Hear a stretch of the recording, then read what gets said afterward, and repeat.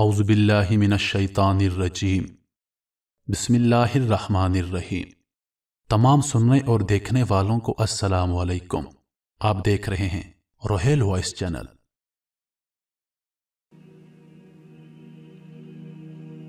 تابوت سکینہ کیا ہے اور کہاں ہے؟ تابوت سکینہ ایک صندوق کا نام ہے جو شمشاد کی لکڑی کا بنا ہوا تھا۔ اس صندوق میں حضرت موسیٰ علیہ السلام کا عصا، ان کی جوتیاں، حضرت ہارون علیہ السلام کا امامہ، حضرت سلیمان علیہ السلام کی انگوٹھی، تورات کی تختیوں کے چند ٹکڑے، کچھ من السلوہ اور انبیاء علیہ السلام کی صورتوں کے حلیے وغیرہ موجود تھے۔ بنی اسرائیل میں یہ صندوق بڑا ہی مقدس اور بابرکت سمجھا جاتا تھا۔ یہ لوگ جب کفار سے جہاد کرتے اور کفار کے لشکروں کی کثرت اور شان و شوکت دیکھ کر سہم جاتے تو وہ اس صندوق کو اپنے لشکر کے ساتھ رکھ لیتے تھے۔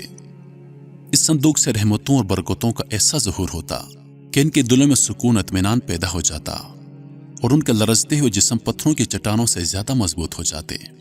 آسمان سے فتح و نصرت نازل ہوتی اور یہ جنگ میں فتح یاب ہو جاتے تھے۔ بن اسرائیل میں جب بھی کوئی اختلاف پیدا ہوتا تو یہ لوگ اسی صندوق سے فیصلہ کراتے تھے۔ اس صندوق سے فیصلے کی آواز خود سنائی دیتی تھی۔ الغرض یہ صندوق جو تاریخ میں تابوت سکینہ کے نام سے مشہور ہے، بنی اسرائیل میں اللہ کی رحمت اور برکت اور فتح کے نزول کا نہایت مقدس اور بہترین ذریعہ سمجھا جاتا تھا۔ مگر جب بنی اسرائیل طرح طرح کے گناہوں میں مبتلا ہو گئے اور ان کی سرکشی اور بدعمالیاں اپنے عروج پر پہنچ گئی تو ان پر اللہ کا عذاب نازل ہوا۔ کفار کی قوم عمالقہ نے ایک بہت بڑے لشکر کے ساتھ ان لوگوں پر حملہ کر دیا۔ ان کافروں نے بنی اسرائیل کا قتل عام کر کے ان کی عمارتوں کو توڑ پھوڑ کر سارے شہر کو تہس نہس کر ڈالا اور اس مقدس صندوق کو بھی اٹھا کر لے گئے۔ قوم عمالقہ کے کفار نے اس مقدس صندوق کو نجاست کے گندے کوڑے خانے میں پھینک دیا۔ اس بے ادبی کا عمالقہ کے کفار پر یہ وبال پڑا کہ یہ لوگ طرح طرح کی بلاؤں اور بیماریوں میں مبتلا ہو گئے، جس سے قوم عمالقہ کے شہر بالکل برباد اور ویران ہو گئے۔ یہاں تک کہ ان کافروں کو یقین ہو گیا کہ اس مقدس صندوق کی بے ادبی کا عذاب ہم پر نازل ہو گیا ہے، تو ان کافروں کی آنکھیں کھل گئیں۔ چنانچہ انہوں نے صندوق کو ایک بیل گاڑی میں رکھ کر ان بیلوں کو بنی اسرائیل کی بستیوں کی طرف ہانک دیا۔ حضرت شموئیل علیہ السلام جب نبوت سے سرفراز کیے گئے تو ان کے زمانے میں کوئی بادشاہ نہیں تھا۔ بنی اسرائیل کی قوم نے آپ علیہ السلام سے درخواست کی کہ آپ علیہ السلام کسی کو ہمارا بادشاہ بنا دیجیے۔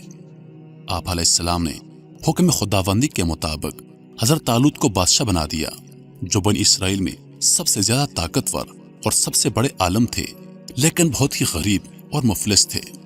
بکریوں کی چرواہی کر کے زندگی بسر کرتے تھے۔ اس پر بنی اسرائیل کو اعتراض ہوا کہ طالوت کا تعلق شاہی خاندان سے نہیں ہے، لہٰذا یہ کیسے ہمارا بادشاہ ہو سکتا ہے؟ اس سے زیادہ تو بادشاہت کے حقدار ہم لوگ ہیں، کیونکہ ہم لوگ شاہی خاندانوں سے تعلق رکھتے ہیں۔ ایک غریب اور مفلس انسان بھلا تخت شاہی کے لائق کیسے ہو سکتا ہے؟ بنی اسرائیل کے ان اعتراضات کا جواب دیتے ہوئے حضرت شموئیل علیہ السلام نے یہ تقریر فرمائی کہ اس کا تعین میری طرف سے نہیں ہے، بلکہ یہ تو اللہ تعالیٰ کا حکم ہے جس نے اسے بادشاہت کے لیے چن لیا ہے۔ پھر ظاہراً بھی وہ تم میں بڑا عالم ہے اور قوی و طاقتور ہے، حسین و جمیل، بہادر اور لڑائی کے فنون سے پوری طرح واقف ہے۔ اللہ اپنا ملک جسے چاہے دے اور اللہ وسعت علم والا ہے۔ اس کی بادشاہی کی نشانی یہ ہے کہ آئے تمہارے پاس وہ صندوق جس میں تمہارے رب کی طرف سے دلوں کا چین ہے۔ اللہ تعالیٰ نے قرآن پاک میں اس واقعے کا ذکر کرتے ہوئے ارشاد فرمایا ہے، جس کا ترجمہ ہے، اور ان سے ان کے نبی نے فرمایا کہ بے شک اللہ تعالیٰ نے طالوت کو تمہارا بادشاہ بنا کر بھیجا ہے۔ بولے کہ ہم پر اسے بادشاہی کیوں کر ہوگی اور ہم اس سے زیادہ سلطنت کے مستحق ہیں، اور اسے مال میں بھی وسعت نہیں دی گئی ہے۔ فرمایا کہ اسے اللہ نے تم پر چن لیا ہے اور اس کو علم اور جسم میں کشادگی زیادہ دی ہے، اور اللہ اپنا ملک جس کو چاہے عطا کرے، اور اللہ وسعت والا علم والا ہے۔ اور ان سے ان کے نبی نے فرمایا کہ اس بادشاہی کی نشانی یہ ہے کہ آئے تمہارے پاس وہ تابوت جس میں تمہارے رب کی طرف سے دلوں کا چین ہے، اور حضرت موسیٰ علیہ السلام اور ہارون علیہ السلام کی ترکہ کی بچی ہوئی چیزیں ہیں جس کو فرشتے اٹھا کر لائیں گے۔ بے شک اس میں تمہارے لیے بہت بڑی نشانی ہے اگر تم ایمان رکھتے ہو۔ یعنی حضرت شموئیل علیہ السلام نے بنی اسرائیل سے کہا کہ طالوت تمہارے لیے ताबूत सकीना को वापस लेके आएगा। चुनांचे थोड़ी ही देर में फरिश्ते आसमान और जमीन के दरमियान इस ताबूत को उठाए हुए सब लोगों के सामने आए और हजरत तालूत के सामने लाकर रख दिया। इस ताबूत को देखकर उन्हें तालूत की बादशाहत का यकीन हो गया और तमाम बनी इसराइल ने हजरत तालूत की बादशाही को तस्लीम कर लिया। जब हजरत तालूत बनी इसराइल के बादशाह बन गए और आपने बनी इसराइल को जिहाद के लिए तैयार किया और एक काफिर बादशाह जालूत से जंग करने के लिए अपनी फौज को लेकर मैदान जंग में निकले। रास्ते में हजरत तालूत ने अपने लश्कर से कहा कि अल्लाह तुम्हें एक नहर के साथ आजमाने वाला है, यानी अल्लाह पाक तुम्हारी आजमाइश करेगा। इस नहर का नाम अल शरिया था, जो उर्दन और फलस्तीन के दरमियान वाक़ थी। हजरत तालूत ने अपने लश्कर को होशियार कर दिया कि कोई भी इस नहर का पानी ना पिए। हाँ, अगर किसी ने एक आध घूंट पी लिया तो कोई हर्ज नहीं। लेकिन जब लश्कर इस नहर के करीब पहुंचा, लश्कर के लोग नहर पर झपक पड़े और पेट भरकर पानी पी लिया। मगर इनमें कुछ लोग पुख्ता ईमान वाले भी थे, जिन्होंने इस नहर का पानी नहीं पिया, और अगर पिया भी तो एक आध घूंट। लेकिन जिन्होंने पेट भरकर पानी पिया था, उनकी प्यास तो बुझ गई, लेकिन वो जंग करने के काबिल नहीं रहे। लश्कर की 80,000 की तादाद में से 76,000 लोगों ने पेट भरकर पानी पी लिया। इनकी नाफरमानी का ही असर हुआ कि उनकी हिम्मत पस्त हो गई और उन्होंने निहायत बुज़दिलानापन से जिहाद से इनकार कर दिया और दुश्मन की ज़्यादती ने उन्हें खौफज़दा कर दिया। कहने लगे, हम जालूत और उसके लश्कर से लड़ने की हिम्मत नहीं रखते। सिर्फ 4,000 सिपाही हकीकी फरमाबरदार निकले। उन्होंने अल्लाह के हुजूर गिड़गिड़ाकर दुआएं की कि ए अल्लाह, लड़ाई के वक्त हमारे कदम जमा दे और भागने से हमें बचा ले और हमें दुश्मनों पर गालिब फरमा। उनकी दुआएं कबूल हुई और अल्लाह ने उन्हें फतह से हमकनार कर दिया। जालूत बहुत ही कदावर और निहायत ताकतवर बादशाह था। दोनों फौजें मैदान जंग में लड़ाई के लिए सफ आराई कर चुकी। तो हजरत तालूत ने अपने लश्कर में ऐलान कर दिया कि जो शख्स भी जालूत को कत्ल कर देगा, मैं अपनी शहजादी का निकाह उसके साथ कर दूंगा और अपनी आधी सल्तनत भी उसको अता करूंगा। जब जंग शुरू हुई तो हजरत दाऊद अलैहिस्सलाम अपनी घोपन लेकर आगे बढ़े। यह एक किस्म का हथियार या गुलेल थी, जिसमें पत्थर रखकर दुश्मन पर मारे जाते थे।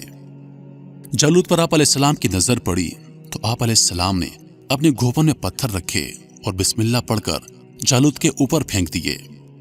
ये पत्थर जाकर जालूत की नाक और खोपड़ी पर लगे और उसके भेजे को पाश पाश करके सर पीछे से निकलकर उसके सिपाहियों को लगे, जिससे बहुत से सिपाही हलाक हो गए। जालूत के मरते ही उसके लश्कर की हिम्मत टूट गई और उसके लश्कर में भगदड़ मच गई।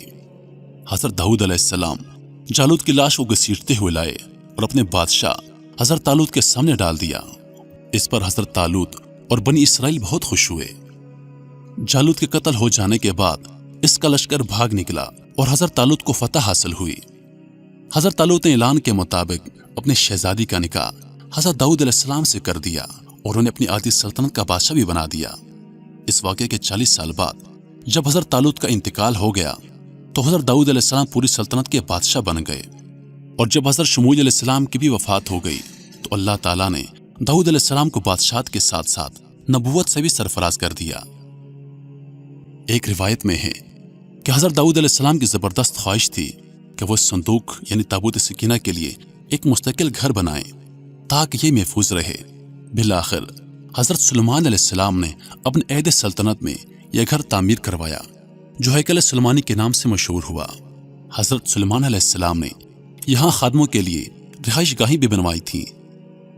उनके बाद हर आने वाले बादशाह ने इस हैकल की 12 दरियों और बरामदों में इजाफा किया, हत्ता कि ताबूत सकीना का कमरा इन मुख्तलिफ इमारतों में चारों तरफ से घिर गया। 1850 कबल अज़ मसीह में जब एक सफाक और जालिम बादशाह बख्तनसर ने बनी इसराइल पर हमला किया तो दूसरी इमारतों के साथ साथ हैकल सुलेमानी को भी तबाह और बर्बाद कर दिया। इस अफरा तफरी में ताबूत सकीना गायब हो गया और आज तक इसका कोई सुराग नहीं मिल सका। मोहतरम अजीजों, उम्मीद करता हूं कि आप लोगों को ये वीडियो पसंद आई होगी। अगर आप लोगों को हमारी वीडियोस पसंद हैं तो हमसे अपनी राय का इज़हार कमेंट के जरिए जरूर कीजिए और मजीद वीडियोस देखने के लिए हमारे चैनल को सब्सक्राइब करें और दिन की ताज़ा तरीन अपडेट्स के लिए चैनल पर मौजूद घंटी के बटन को दबा दें ताकि हमारी वीडियोस सबसे पहले आप तक पहुंचें। अपनी दुआओं में याद रखिएगा। زندگی رہی تو اگلی بار ایک اور ویڈیو لے کر آپ کی خدمت میں حاضر ہوں گا۔ تب تک کے لیے خدا حافظ۔ اللہ پاک آپ سب کا حافظ و نگہبان۔ السلام۔